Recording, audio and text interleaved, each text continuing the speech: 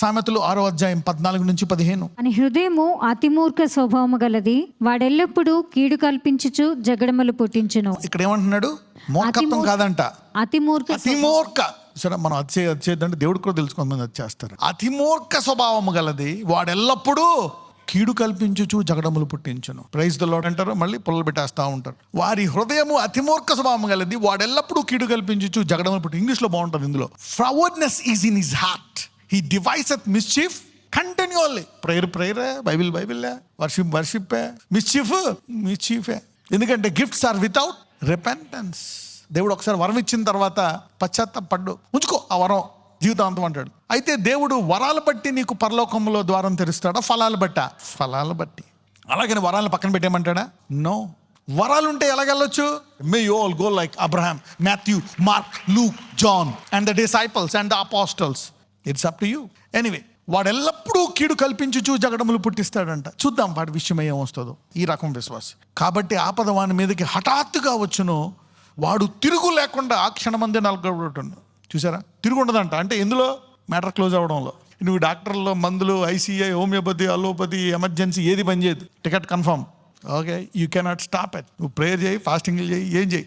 Therefore shall his calamity come suddenly shall he be broken without remedy. అంటే నాకు prayer చేసినా కానీ, మందులు వాడినా కానీ, ఏం చేసినా కానీ నేను దాని విషయమై, అందుకు నువ్వు అవిశ్వాసం అలా జరిగింది కాబట్టి నాకు కూడా జరిగిపోతుందేమో అనుకుంటాను.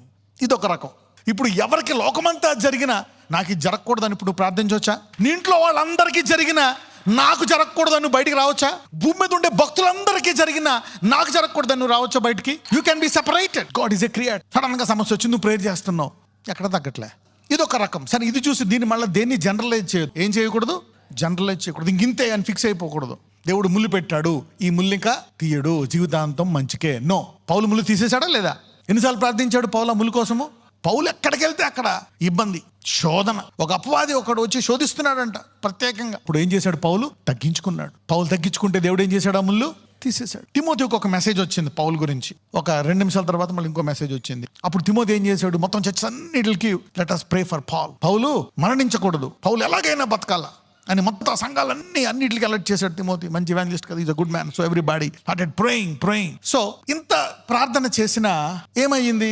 పౌలు చనిపోయాడు. అంతకు ముందు సంఘము పేతురు కొరకు ప్రార్థించింది. ఒక అపోస్తుల్ని చంపేశారు. ఇప్పుడు పేతురుని కూడా మరి చంపేయాలని హేరోదు జైల్లో వేసి, మరి ఏ రోజు అతన్ని చంపుదాం అనుకున్నాడు?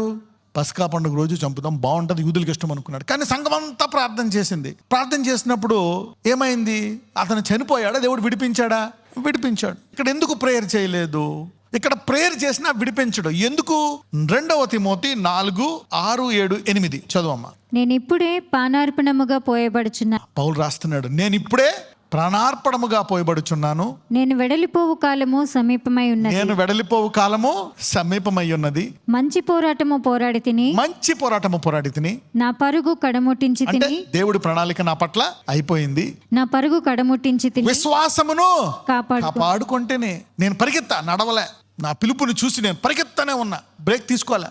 అందుకే నేను అక్కడ పడిపోలేదు అంటున్నాడు. When you are not running in the spirit, when you are not meditation. నీ రోజు పరిగెట్టడం అంటే ఏంటి? అనుదిన ఆహారం తినడమే పరిగెట్టడం అంటే. దేవుడు చెప్పిన పని ప్రతిరోజు చేయడమే పరిగెట్టడం. మంచి పోరాటము పోరాడి తిని నా పరుగు కడమట్టించింది, విశ్వాసమును కాపాడుకుంటుని.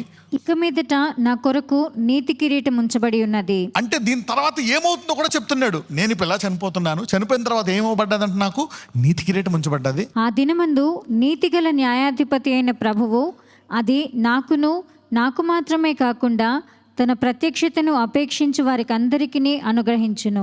మెసేజ్ పంపించేసాడు మొత్తం అందరికి. పౌలు ప్రేయర్ చేయండి. పౌలు చావకూడదు ఇప్పుడే. అంటే ఏదో జరిగిపోతుంది, మేబీ అతనికి శిక్ష వచ్చేసింది. చూద్దాం సెకండ్ మెసేజ్ ఏంటో. 9. నా యొద్దకు త్వరగా వచ్చుటకు ప్రయత్నం చేయి. ఏమంటున్నాడు ఇప్పుడు తిమోతి? నువ్వు కూడా నీ పని బాగా చేసుకొని, ఇంకా నీకు కొంతకాలం ఉంది, ఆ కాలంలో నువ్వు కూడా పరిగెత్తి విశ్వాసాన్ని కాపాడుకొని జీవకిరీటం పొందుకునే స్థాయికి భూమి మీద నువ్వు పని చేసుకొని త్వరగా నా దగ్గరికి కూడా వచ్చేసి.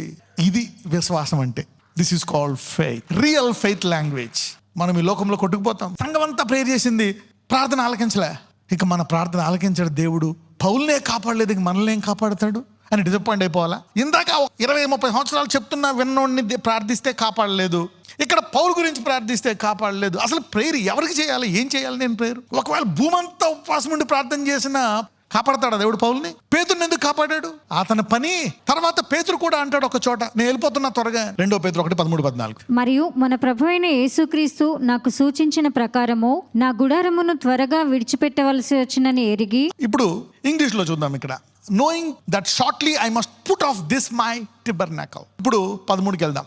మరియు మన ప్రభు అయిన యేసుక్రీస్తు నాకు సూచించిన ప్రకారము నా గుడారమును త్వరగా విడిచిపెట్టవలసి ఉన్నది. ఎవరు చెప్పారు? దేవుడే చెప్తున్నాడు. నీ టైం అయిపోయింది, వచ్చేసేయాలా, నీ పని నువ్వు బాగా చేసావు, తుదముట్టిచ్చేసావు, your coming to heaven. Peter ఇప్పుడు సపోజ్ ఇక్కడ ఏం చేశాడు? ఆ సంఘానికి రాశాడు. మొత్తం అందరూ మళ్ళీ ప్రేయర్లు చేస్తున్నారు. పేతురు బతుకుతాడా? బతకడా? బతకడు. చాలా మంది ఈరోజు దేవుడిని తెలుసుకుంటున్నారు. నా తండ్రికి అలా జరిగింది, వాళ్ళకి అలా జరిగింది, ఎవరికి జరిగింది, ఏం చేస్తున్నాడు దేవుడు? తెలియదు నీకు ఈ దేవుడి గురించి.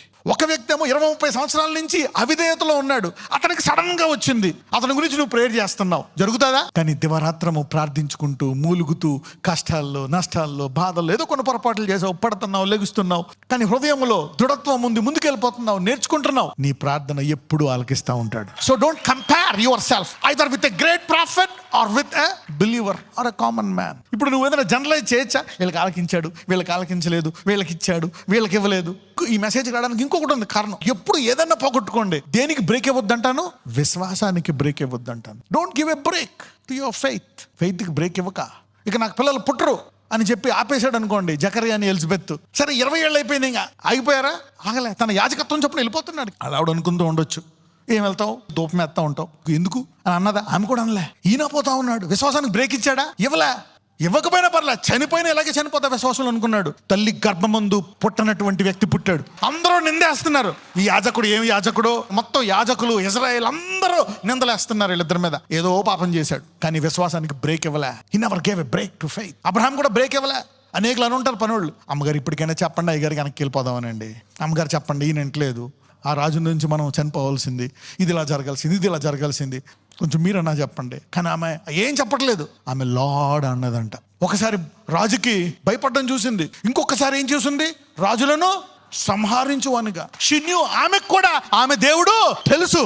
అందుకే బలహీనతలో బలం పొందుకుంది. 90 ఏళ్ళ వరకు ఆమె సౌందర్యానికి ఎక్కడ ఒక్క ముడత కూడా లేదు. You see now God has preserved her in one way or the other. ఎప్పుడు కూడా దేవుడు ఏదో ఒక చోట నీకు విశ్వాసానికి ఒక లంగర్ వలె ఒక లూప్ లైన్ ఇస్తాడండి. ఆమె చూసుకోవచ్చు, నాకు పిల్లలు ఇవ్వట్లేదు, కానీ చూడు నా శరీరాన్ని అలా పెట్టాడు, వాళ్ళందరికీ మనవలు పుట్టారు, వంగిపోయి నడుస్తున్నారు వాళ్ళు, నేను చూడు ఎలా ఉన్నాను, రాజు నన్ను చూసి 18 ఏళ్ళు అనుకుంటున్నాడు. అంటే ఈ బాధల కష్టాల్లో ప్రతి ఒక్కళ్ళు నీకు ఫుల్ జబ్బులు ఉండొచ్చు, అప్పులు ఉండొచ్చు, కష్టాలు ఉండొచ్చు, బాధలు ఉండొచ్చు, కానీ ఎక్కడో దేవుడు ఏదో ఎవరికీ చేయని మేలు నీకు చేస్తూ ఉంటాడు. గమనించుకో ఈ దేవుడు. అదొక్కటే పట్టుకొని నీ విశ్వాసాన్ని గట్టిగా ఉండు. ఎవరికీ చేయింది నీ పర్సనల్ గా నీకోటి ఇస్తాడు. అది ఎవరికీ తెలియదు ఈ భూలోకంలో. నీ ఏలుముద్ర నీకే, నీ కనుగుడ్డు నీకే, నీ పేరు నీకే, నీ ముఖం నీకే. అలాగే నీకు కూడా ఒక అద్భుతాన్ని ఇచ్చి పర్సనల్ గా నీ విశ్వాసాన్ని ఆయన పెట్టుకుంటాడు. ఈ లోకం అంతా పడి నువ్వు నా దానమని పెట్టుకుంటాడు. Knowing God at a personal level. Let us pray. నజరేయుడైన యేసయ్య, ఇదిగో ప్రభువా, మరి ప్రత్యేకముగా సంఘములో అందరూ ఆత్మలో ఎదిగి వారు బట్టలు తెల్లగా ఉతుక్కొని పరిశుద్ధముగా జీవించే కృప వారికి దయచేయమని ప్రార్థిస్తున్నారు. Let them be more holy, more righteous. ఇంకా వారికి ఉండేటువంటి బలహీనతలను పక్కన పెట్టి పవిత్రముగా పరిశుద్ధంగా నీ వధువులే ఉండి ఆత్మ విషయమైన ఫలాలు, ఆత్మ విషయమైన వరాలు అడగండి. God give me the gifts of spirit. ఈ భయాలు నాకున్నాయి నాయన, ఈ భయాల నుంచి, పిల్లల విషయమై భయం, పెద్దోళ్ళ విషయమై భయం, చిన్నోళ్ళ విషయమై ఈ భయాల నుండి నన్ను దూరము చేయి నాయన. Put me away from these fears lord. Bless my generations. నజరేయుడైన యేసు నామమున ప్రార్థిస్తున్నాము తండ్రి, ఆమేన్.